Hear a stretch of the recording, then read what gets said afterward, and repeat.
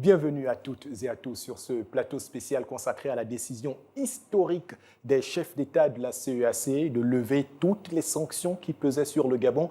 C'était au cours d'un sommet ordinaire tenu samedi 9 mars à Malabo, en Guinée équatoriale.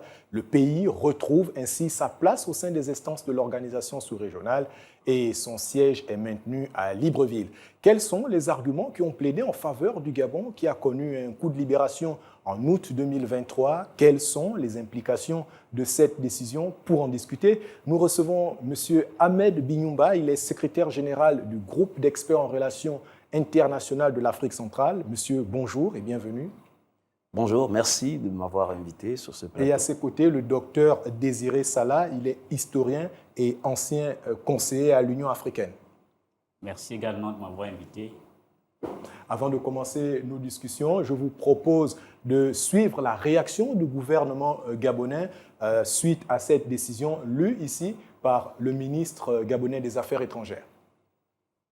Ce samedi 9 mars 2024, la conférence des chefs d'État de la Communauté économique des États de l'Afrique centrale, réunie à Malabo en Guinée équatoriale, a décidé de la levée des sanctions et de la réintégration de la République gabonaise au sein de la Communauté économique des États de l'Afrique centrale. C'est une victoire de plus pour le Gabon qui réintègre les instances de l'institution sous-régionale. Une décision somme toute importante qui met en évidence l'efficacité et la spécificité de la transition gabonaise, prompte à respecter ses engagements. D'ailleurs, la conférence a pris note des avancées significatives dans le processus de retour à l'ordre constitutionnel marqué par l'adhésion du peuple, l'inclusion, mais surtout la mise en place d'un chronogramme de transition de 24 mois.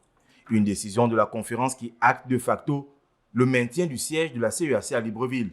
Par ailleurs, les chefs d'État ont réaffirmé de manière définitive le maintien du siège de la CEAC à Libreville.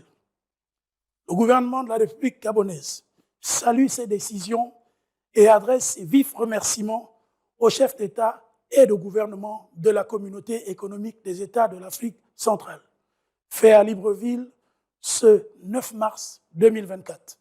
Une victoire qui intervient à quelques jours du lancement du dialogue national inclusif. Les autorités de la transition peuvent donc en toute quiétude mener leur mission, celle de restaurer les institutions pour un Gabon meilleur et prospère sur le plan national et international. Alors, docteur Salah, on le sait, une délégation composée des présidents du Sénat, de l'Assemblée nationale, de la Cour constitutionnelle s'est rendue sur place à Malabo pour certainement présenter la vision de la classe politique gabonaise sur la transition en cours. Mais d'abord, cette victoire diplomatique est celle d'un homme, le général Brice Clotaire Oligui Nguema, le président de la transition, président de la République. Quels sont les éléments qui ont pesé finalement en faveur de cette décision? Merci. Vous avez suivi, nous avons tous suivi le communiqué du ministre des Affaires étrangères qui a posé les jalons qui ont conduit à ce que le Gabon puisse, n'est-ce pas, avoir la levée des sanctions. Mais avant qu'on arrive à ce niveau, il faut bien préciser que le coup d'État ou le coup de libération a eu lieu et cela était normal dans un contexte, n'est-ce pas, de respect des normes institutionnelles, des normes internationales, parce que comme vous le savez, que ce soit l'Union africaine ou à la CEAC, lorsqu'il y a un changement d'anticonstitutionnel, les textes veulent bien que cela soit sanctionné. Et c'est pour cela que cela s'est fait d'un point de vue du respect de la forme. Mais il s'est passé que il n'y avait pas encore au niveau des textes, n'est-ce pas, des jurisprudences qui feraient en sorte que les coups d'État ne soient pas considérés de la même manière.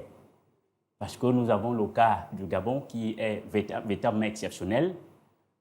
C'est un coup de libération, n'est-ce pas, poussé par les populations, légitimé par les populations. Et donc, de ce point de vue, on aurait bien voulu demander aux spécialistes, aux constitutionnalistes, n'est-ce pas, de prévoir des dispositions où véritablement les coups d'État étaient poussés par les populations. Donc, c'est quelque chose de légitimé. Effectivement, il y a donc une arrivée anticonstitutionnel au pouvoir, mais approuvé par le peuple souverain. Exactement. Alors, au-delà de cela, vous aurez des éléments, puisque après le coup de libération, il fallait des éléments justement pour convaincre la communauté internationale. Et parmi ces éléments, vous avez toutes les réalisations qui ont été faites, d'abord au niveau du chronogramme, d'abord la mise en place des institutions, le chronogramme qui a été présenté, et un ensemble, n'est-ce pas, de réalisations dont au niveau de l'assainissement des finances publiques, vous avez vu, n'est-ce pas, la masse d'argent qui a été recouvrée, oui, à la suite des impairs de l'ancien système. Vous avez les mesures sociales qui ont été mises en place, les jeunes, les étudiants qui ont des bourses, vous avez les fonctionnaires, les retraités qui sont payés, vous avez vraiment tout est mis en place. Le chronogramme est là pour rassurer la communauté internationale de ce que le retour à l'ordre institutionnel va être fait. Un retour à l'ordre institutionnel qui va être fait avec au préalable plusieurs mesures sociales et véritablement un programme élaboré. Monsieur Bignumba, parmi les sanctions, il y avait la suspension de tout nouveau prêt ou encore la suspension de tout décaissement pour tous les prêts ou programmes d'assistance de la communauté. Quel impact pensez-vous que cette levée des sanctions aura sur la situation politique et économique du Gabon? Bien, il faut d'abord partir du fait que le Gabon, au sorti du 30 août, il y a eu un coup d'État, c'est tout à fait normal, mais nous, au Gabon, nous ne parlons pas du coup d'État, nous parlons du coup de libération. Alors, et la CAC a pris ses mesures, comme vient de le dire le docteur ici. Mais pourquoi est-ce qu'aujourd'hui, ces sanctions sont levées? Il faut repartir dans l'histoire. Vous savez que le Gabon est un arbre de paix. C'est une politique prônée par feu président Hadj Omar Bongo. Alors, les anciens, donc les présidents de la CAC, hier, c'était le Gabon qui était à leur chevet. Et aujourd'hui, c'est le Gabon qui a besoin d'eux. Et vous savez, s'il faut sanctionner le Gabon, vous sanctionnez l'Afrique, parce que nous avons bon nombre de ressortissants ici. Et il y a ça, il y a cette diplomatie agissante, qualifiée, que je qualifie aussi de diplomatie pédagogique, menée par le président de la transition, président-chef de l'État, le général de brigade Oligui Nguema. Alors, il a mené une diplomatie très agissante, non seulement au sein de la sous-région, de ses pairs, mais aussi, il est allé voir le président sénégalais, il a rencontré le président Ouattara, il a rencontré bon nombre de présidents. Jusqu'au président de la commission de l'Organisation des Nations Unies. Des Nations Unies. Donc, alors, Monsieur Salah, finalement, quand on suit effectivement les éléments avancés ici par M. Bignumba, il parlait du rôle historique du Gabon dans la résolution des conflits au sein de la sous-région. Est-ce que finalement, c'était une incongruité quand on apprend par exemple qu'il avait été demandé le déplacement du siège de Libreville qui finalement a été maintenu à Libreville et d'ailleurs avec cette décision qui confirme effectivement le siège de la Commission des États de l'Afrique centrale sur place ici à Libreville. Est-ce que ça démontre finalement tout ce leadership mené par le Gabon durant plusieurs années? Nous pouvons le dire ainsi, les jalons de la diplomatie ont été posés par les anciens chefs d'État et que ce soit Omar Bongo Ondimba, le président déchu et le nouveau président, tous, n'est-ce pas, ont un tact diplomatique. Tous savent mener, se comporter diplomatiquement. Et nous l'avons vu au niveau national, au niveau sous-régional et au niveau international. Au niveau, n'est-ce pas, de la CAC, il y a un travail qui a été fait pour la levée des sanctions. C'est comme je l'ai demandé, j'ai soutenu tantôt, c'est un argumentaire qui est parti des preuves comment faire, comment admettre que ce coup d'État n'est pas un coup d'État en tant que tel, mais c'est un coup de libération. C'est ce qui a été prouvé. Et justement, vous l'avez dit, d'autres arguments socio-économiques, parce qu'on l'a vu tout de suite avec la série de mesures qui ont été prises en faveur justement de la population gabonaise. Mais sur un plan purement politique, est-ce que là également, il y a quand même des éléments qui ont poussé en faveur de cette prise de décision? Oui. Excusez-moi, docteur, mais sur le plan politique, nous le voyons. Nous allons, dans quelques semaines, organiser le dialogue national.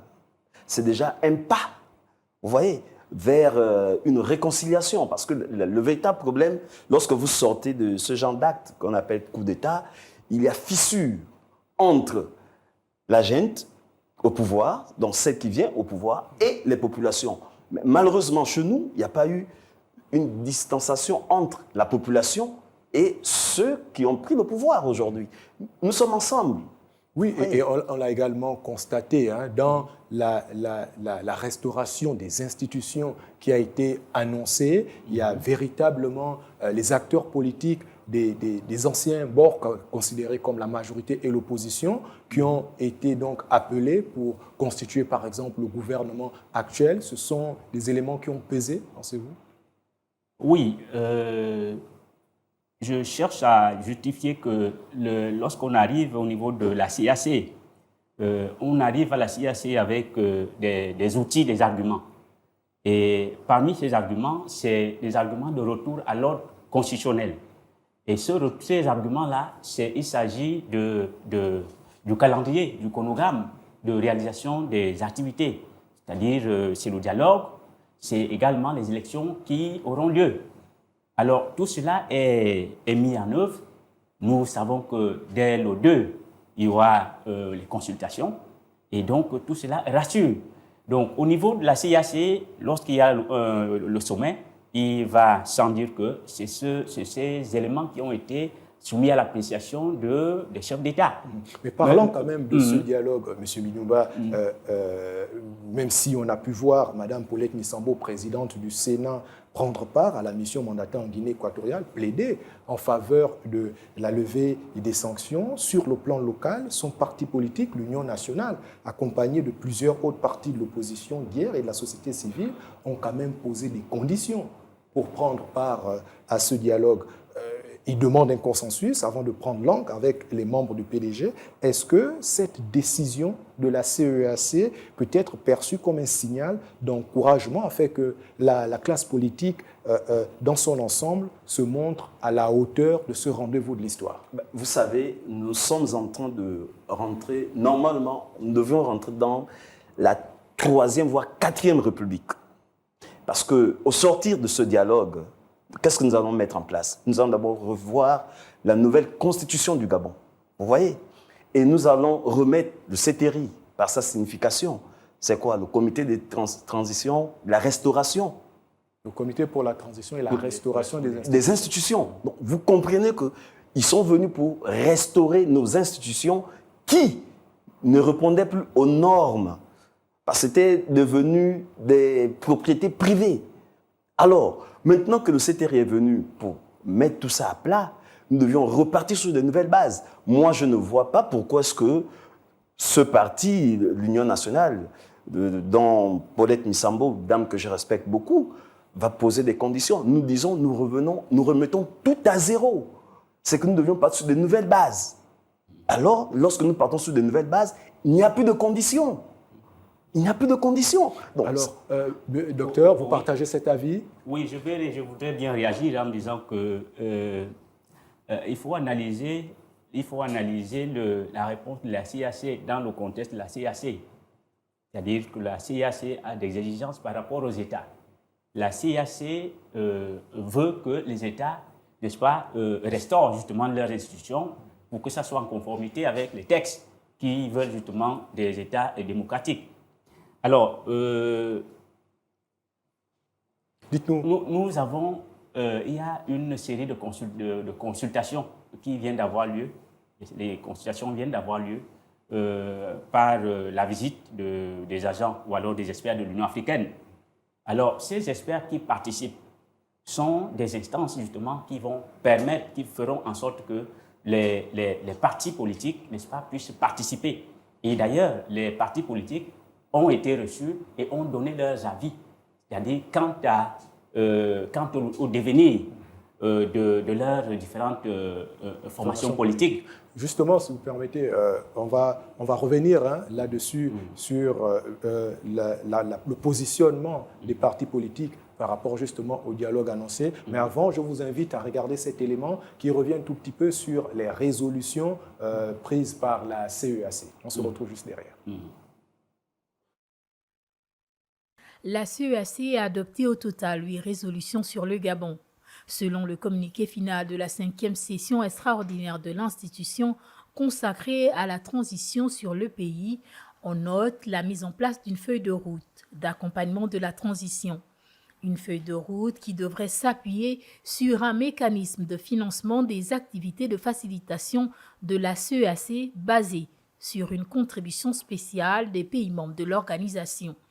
Une façon pour la communauté économique des États de l'Afrique centrale de témoigner leur solidarité pour le Gabon, malgré le maintien de la suspension du pays. Une suspension maintenue en dépit de la présentation du chronogramme de la transition faite par le président Brice Clotaire Oligui Nguema et de ses assurances sur le respect par le gouvernement de ce calendrier qui devrait aboutir à l'organisation des élections en août 2025. Toutefois, la CEAC, qui reconnaît le caractère paisible et inclusif de la transition gabonaise, encourage les autorités à maintenir cet esprit et à faciliter la mission du facilitateur. Le président centrafricain Faustin Archange Touadéra dans ses contacts avec toutes les parties à Libreville. Autre décision remarquable, le siège de la CEAC qui devait être délocalisé à Malabo, en Guinée équatoriale, reste pour l'heure à Libreville, la capitale gabonaise. On vient de l'entendre. Donc, l'une des conditions également, donc finalement, pour l'accompagnement international, c'est d'arriver finalement à un consensus. Ce consensus est appelé parce que lorsqu'une partie de la classe politique demande justement certains préalables pour la réussite du dialogue national, est-ce important de prendre en compte ce point de vue? Oui, il est important de prendre en compte ces points de vue. C'est d'ailleurs l'intérêt, c'est ce que le président actuel est en train de faire. Le président actuel a étendu la main. Il est en train d'embrasser. Il veut travailler avec tout le monde, avec tous les partis. Il veut véritablement restituer les institutions. Et il sait qu'un seul doigt ne peut pas laver la figure. Et c'est pour ça que, justement, dans déjà son gouvernement, toutes les entités y sont. Et donc, c'était un premier pas. Le deuxième pas, en ce moment, c'est le travail qu'il y a à faire au niveau du dialogue. Parce que c'est le dialogue qui sera l'occasion idoine pour les partis politiques, pour tout le monde de faire des propositions.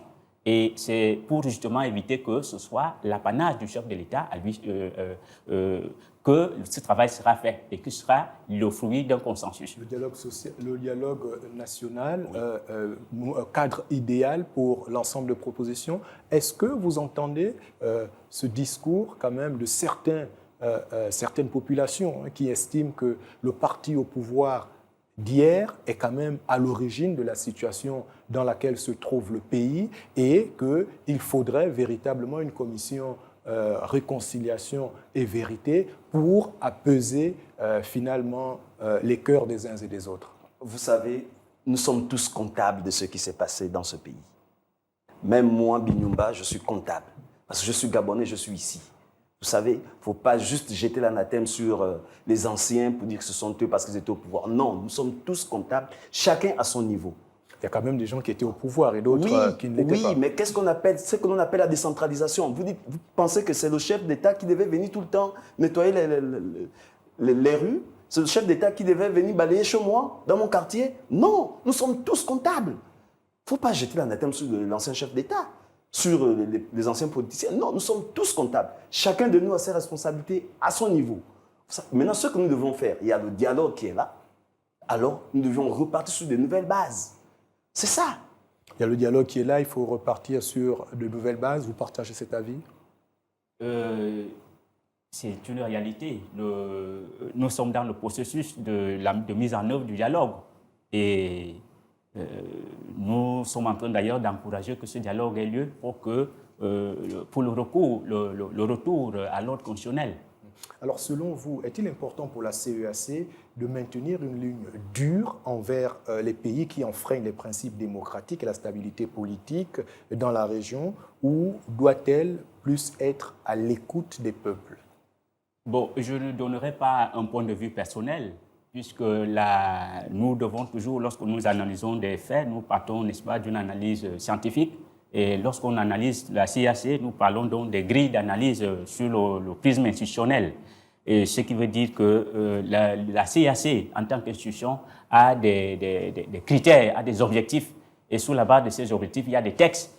Et ces textes-là, n'est-ce pas, condamnent, comme nous l'avons dit tantôt, le retour, du moins de la prise de pouvoir par des coups d'État. Et maintenant, il y a le retour à l'ordre constitutionnel qui doit être fait et ça passe par la réalisation d'un certain nombre de conditions. Et le Gabon est en train de réaliser ces conditions et c'est ce qui a été, n'est-ce pas, à l'origine de la levée des sanctions. Ce que je voudrais maintenant dire pour ce qui est, n'est-ce pas, d'un avis, c'est de faire constater que la levée des sanctions aurait dû avoir lieu bien avant, pour la simple raison que, par cohérence dans les décisions, vous avez ce cas qui est survenu, n'est-ce pas, au Tchad, le Tchad avec la mort de l'ancien président Idriss Déby. Le Tchad, justement, est dans le cadre, justement, de la transition. Ce qui s'est passé, c'est que la communauté internationale n'a pas pris autant de mesures d'austérité, autant de mesures sévères. Il n'y a pas eu de délocalisation de ce côté. Mais malheureusement, et pourtant, la CEAC, le Tchad est dans la CEAC. Le même commissaire, le président de la commission, n'a pas pris les mesures, n'est pas allé dans ce sens. Mais pour le cas du Gabon, nous voyons donc bien qu'il y a eu 2 poids, 2 mesures, et ce que nous pouvons reprocher d'un point de vue de management au président de la commission, pour dire que nous avons en face de nous une situation de 2 poids, 2 mesures. Maintenant, ça, c'est pour fustiger la première décision. Maintenant, il s'est passé que la levée de sanctions provisoire de sanctions sur la délocalisation a eu lieu lors des derniers sommets. Voilà. Mais avec un élément nouveau qui s'est ajouté, c'est qu'il y aurait un fait divers sur un cambriolage de la maison du président de la commission. Et il a inscrit de nouveau la problématique de la levée. Il a voulu que le Gabon, le siège soit délocalisé pour une deuxième fois. Vous voyez ce qui s'est passé. Et donc,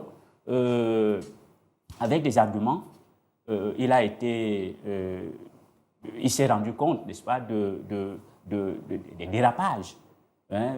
C'est ce qui a fait en sorte que le dossier ne soit pas validé, du moins sa préoccupation ne soit pas prise en compte. Parce qu'il a demandé que le siège aille de nouveau. Il s'est rendu compte des dérapages. Mais on parle également d'une procédure en interne, d'une procédure disciplinaire en interne. Est-ce que cela n'a pas aussi aidé finalement à lui faire prendre conscience des dérapages? Voilà, merci, parce que si nous analysions la position ou l'attitude de l'intéressé pour justifier les sanctions, je voudrais bien voulu qu'on inscrive le débat dans le cadre, n'est-ce pas, de l'attitude, c'est-à-dire l'étude du manager qui est le président de la commission. Parce que de l'analyse scientifique de la situation, il se pose, c'est parce que le président de la commission a enfreint un certain nombre, n'est-ce pas, de règles de fonctionnement de l'institution. Enfreint un certain nombre de règles, n'est-ce pas, dans les rapports entre la CEAC et les États, entre la CEAC et le Gabon. Et ces dérapages ont entraîné, n'est-ce pas, des séries de conséquences telles que des crises diplomatiques, puisque vous avez le rappel en consultation de l'ambassadeur notre ambassadeur d'Angola, et vice-versa. Donc, c'est le fait, n'est-ce pas, d'un mauvais management en termes de conduite diplomatique. Le terme d'un mauvais management en termes de conduite diplomatique, aujourd'hui, quand même, avec cette décision de la CEAC, peut-on finalement espérer que le Gabon retrouve de bons rapports avec l'Angola? Ben, vous savez, sur ce management, enfin, et s'il n'est question que de sécurité, hein, dans cet aspect-là, il est question de sécurité parce qu'il a brandi, comme vient de le dire le docteur ici, il a brandi l'aspect sécuritaire. Lui n'était plus en sécurité au Gabon. Cependant, nous nous sommes posé des questions. Mais est-ce que les autres institutions internationales qui sont au Gabon, quelle est l'institution qui a sollicité le déplacement de son siège? Pourquoi c'est seulement la CAC? Nous devions nous interroger sur ces questions. Et nous avons compris que c'était en fait la mauvaise foi du président de la commission envers le Gabon, malgré, je dis bien malgré, nous avons vu l'histoire, malgré ce que le Gabon a fait pour ce pays. Le Gabon était au chevet. Le Gabon a fait pour ce pays. Oui.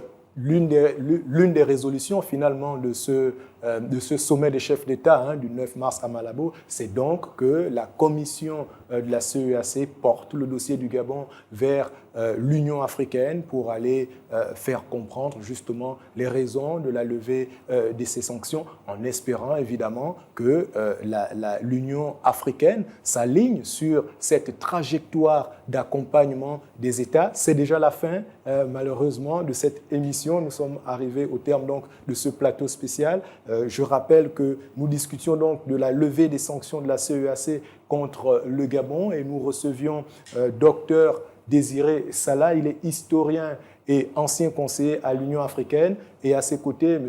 Ahmed Binyumba, expert en relations internationales. N'oubliez pas, nos programmes se poursuivent sur Gabon 24.